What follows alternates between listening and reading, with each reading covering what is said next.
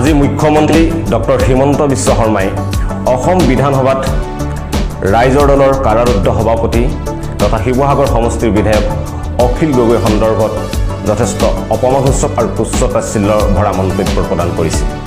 আমি এই সন্দৰ্ভত আমাৰ প্ৰতিক্ৰিয়া ব্যক্ত কৰিব বিচাৰিছোঁ। হিমন্ত বিশ্ব শৰ্মাই ডাঙৰীয়াই মুখ্যমন্ত্ৰী হিচাপে শপত গ্ৰহণ কৰাৰ পাছত আমি সকলোৱে অধীৰ আগ্ৰহেৰে আশা কৰিছিলোঁ যে এইবাৰ শৰ্মা ডাঙৰীয়াই অন্ততঃ নিম্ন খাপৰ কৌতুক অভিনেতাৰ দৰে আচৰণ নকৰি দায়িত্বশীল ৰাজনেতাৰ আচৰণ কৰিব, কিন্তু সেয়া তেওঁ নোৱাৰিলে। তাৰ কাৰণ আমি সকলোৱে জানো যে এঙাৰক 100 বাৰ ধুলেও সি কেতিয়াও বগা নহয়। আচলতে হিমন্ত বিশ্ব শৰ্মাৰ ডাঙৰীয়াৰ কেতিয়াও যুক্তি আৰু তথ্য সহকাৰে অখিল গগৈৰ লগত মুখামুখি হোৱাৰ সাহস নাছিল, নাই আৰু ভৱিষ্যতেও কেতিয়াও নহ'ব। আৰু সেইকাৰণে বিভিন্ন কৌট কৌশলেৰে তেখেতসকলে অখিল গগৈক অসম বিধানসভাত অংশগ্ৰহণৰ পৰা বাধা দিবলৈ চেষ্টা চলাই আছে। আমি এই ক্ষেত্ৰত 4টা মূল কথা ক'ব বিচাৰিছোঁ। প্ৰথম কথা, আজি হিমন্ত বিশ্ব শৰ্মা ডাঙৰীয়াই কৈছে যে অখিল গগৈ মানসিক ৰোগী, তেখেতৰ মানসিক ৰোগৰ চিকিৎসা চলি আছে আৰু সেইবাবে তেখেতে বিধানসভাত অংশগ্ৰহণ কৰিব নোৱাৰে। আপোনালোক সকলোৱে জানে অখিল গগৈ ডাঙৰীয়াই শপত গ্ৰহণৰ দিনা অৰ্থাৎ যোৱা 21 মে'ত বিধানসভাৰ অধ্যক্ষ মহোদয়ক তেখেতৰ বিধানসভাৰ পৰৱৰ্তী দিন দুটাত অংশগ্ৰহণৰ কাৰণে যাৱতীয় ব্যৱস্থা গ্ৰহণ কৰি দিবলৈ অনুৰোধ জনাইছিল। তাৰ পৰৱৰ্তী সেইদিনাই আমি অখিল গগৈ ডাঙৰীয়াই অধ্যক্ষ মহোদয়ৰ পত্ৰ পাইছিল আৰু সেই পত্ৰত তেখেতে কৈছিল যে যথাযোগ্য কৰ্তৃপক্ষৰ লগত বিষয়টো আলোচনা কৰি আছে। 22 তাৰিখে অসম চৰকাৰৰ গৃহ আৰু ৰাজনৈতিক বিভাগৰ পৰা এখন পত্ৰ আহে, যি বিভাগৰ দায়িত্বত আছে স্বয়ং মুখ্যমন্ত্ৰী হিমন্ত বিশ্ব শৰ্মা। গৃহ আৰু ৰাজনৈতিক বিভাগৰ পত্ৰত কোৱা হয় যে অখিল গগৈৰ গোচৰ NIAৰ বিচাৰাধীন হৈ আছে, সেয়েহে তেখেতে NIA আদালতৰ দ্বাৰস্থ হ'ব লাগে। কিন্তু আজি হিমন্ত বিশ্ব শৰ্মা ডাঙৰীয়াই কয় যে আইন শৃংখলা ল' এণ্ড অৰ্ডাৰ ফালৰ পৰা অখিল গগৈ বিধানসভাত অংশগ্ৰহণ কৰাৰ কোনো সমস্যা নাই, কেৱল তেখেতৰ মানসিক ৰোগৰ চিকিৎসা চলি আছে কাৰণে তেখেতে বিধানসভাত অংশগ্ৰহণ কৰিব নোৱাৰে।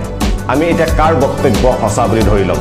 মুখ্যমন্ত্ৰী হিমন্ত বিশ্ব শৰ্মাৰ বক্তব্য নে অসম চৰকাৰৰ গৃহ আৰু ৰাজনৈতিক বিভাগৰ বক্তব্য? গৃহ আৰু ৰাজনৈতিক বিভাগে নিশ্চয় তেখেতসকলৰ এই পত্ৰ দিয়াৰ পূৰ্বে তেখেতসকলৰ বিভাগীয় মন্ত্ৰী মুখ্যমন্ত্ৰী হিমন্ত বিশ্ব শৰ্মাক সুধিয়েই এই বক্তব্য প্ৰেৰণ কৰিছে। গতিকে অতি স্পষ্টকৈ প্ৰমাণ হৈ পৰিছে যে হিমন্ত বিশ্ব শৰ্মা ডাঙৰীয়াই আজি অসম বিধানসভাৰ পবিত্ৰ মজিয়াত সম্পূৰ্ণ মিছা বক্তব্য দিছে আৰু মিছা বক্তব্যৰে অখিল গগৈক বিধানসভাত অংশগ্ৰহণৰ পৰা বিৰত ৰাখিবলৈ কূট কৌশলৰ গ্ৰহণ কৰিছে। দ্বিতীয় কথাটো হ'ল যে অখিল গগৈৰ কেইবাটাও ৰোগৰ চিকিৎসা চলি আছে, কিন্তু এজন ৰোগীৰ কি ৰোগৰ চিকিৎসা চলি আছে সেয়া ৰোগীগৰাকীৰ ব্যক্তিগত গোপনীয় বিষয় আৰু সেই বিষয়টো গোপনীয় হৈ থকাটো ৰোগীগৰাকীৰ বিশেষাধিকাৰ আছে। আৰু আজি দুৰ্ভাগ্যজনকভাৱে বিধানসভাৰ পবিত্ৰ মজিয়াত এজন ৰোগীৰ ৰোগৰ বিষয়ক লৈ তুচ্ছ-তাচ্ছিল্য কৰিছে মুখ্যমন্ত্ৰী, সেইগৰাকী মুখ্যমন্ত্ৰী যিগৰাকী মুখ্যমন্ত্ৰী দীৰ্ঘদিন ধৰি স্বাস্থ্য বিভাগৰ দায়িত্বত আছে।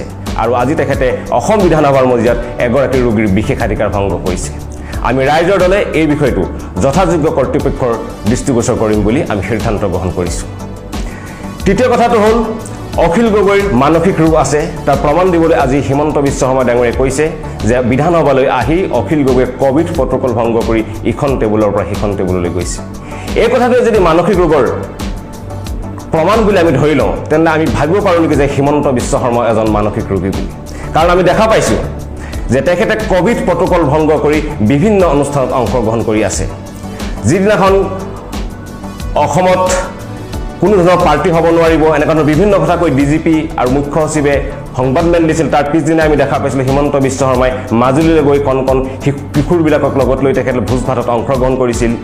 এজন ক'ভিড ৰোগীক লগত লৈ তেখেতে মাজুলীৰ বিভিন্ন ঠাই পৰিভ্ৰমণ কৰিছিল।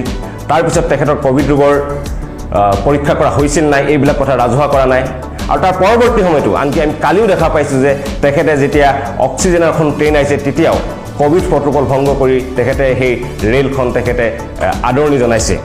গতিকে যদি ক'ভিড প্ৰট'কল ভংগ কৰি ইজনৰ ওচৰলৈ যোৱাটোৱে যদি মানসিক ৰোগৰ কাৰণ হয়, আমি ধৰি ল'ম নেকি যে হিমন্ত বিশ্ব শৰ্মাও এজন মানসিক ৰোগী বুলি? আৰু চতুৰ্থ আৰু মূল কাৰণটো হ'ল আচলতে হিমন্ত বিশ্ব শৰ্মাই হওক বা বিজেপি চৰকাৰখনে হওক তেখেতসকলে কেতিয়াও অসম বিধানসভাত অখিল গগৈৰ সাহসী আৰু সবল উপস্থিতি নিবিচাৰে আৰু সেইকাৰণে বিভিন্ন কূটকৌশলেৰে অপযুক্তিৰে আৰু তালিবাজিৰে অখিল গগৈ বিধানসভাত অহাত তেখেতসকলে বাধা দি ৰাখিব বিচাৰিছে আমি হিমন্ত বিশ্ব শৰ্মা ডাঙৰীয়াক প্ৰত্যাহ্বান জনাই ক'ব বিচাৰিছোঁ অখিল গগৈয়ে ৰাজ্যপালৰ ভাষণৰ সন্দৰ্ভত দিয়া লিখিত বক্তব্যত আহ্বান জনাইছিল যে কোভিড সন্দৰ্ভত অসমৰ নিবনুৱা সমস্যা সন্দৰ্ভত অসমৰ বানপানী সমস্যা সন্দৰ্ভত অসম বিধানসভাৰ বিশেষ অধিৱেশন আহ্বান কৰিব লাগে আৰু আপোনালোকে বিশেষ অধিৱেশন আহ্বান কৰক আৰু তাতেই যুক্তি তৰ্কৰে তথ্য সহকাৰে অখিল গগৈ বিধানসভাত অংশগ্ৰহণৰ অনুমতি দিয়ক আৰু সমগ্ৰ অসমবাসীয়ে গম পাব তেতিয়া আচলতে কোন প্ৰকৃত ৰোগী আৰু এইটোকে যদি আপুনি কৰিব নোৱাৰে তেনেহ'লে আমি ধৰি ল'ম যে আপুনি পলায়ন কৰিছে ব্ৰিটিছসকলে যেতিয়া যুদ্ধত হাৰে তেতিয়া তেখেতসকলৰ পোহনীয়া সংবাদ মাধ্যমৰ জৰিয়তে তেখেতসকলে বাতৰি পৰিৱেশন কৰে যে বাহাদুৰিছে পিছে হতা অৰ্থাৎ বীৰত্বৰে পিছুৱালে আৰু আপুনিও যদি এতিয়া অখিল গগৈৰ লগত যুক্তি তৰ্কৰে অৱতীৰ্ণ হ'বলৈ সাহস নকৰে আমিও ধৰি ল'ম যে আপুনিও বীৰত্বৰ সৈতে পিছুৱালে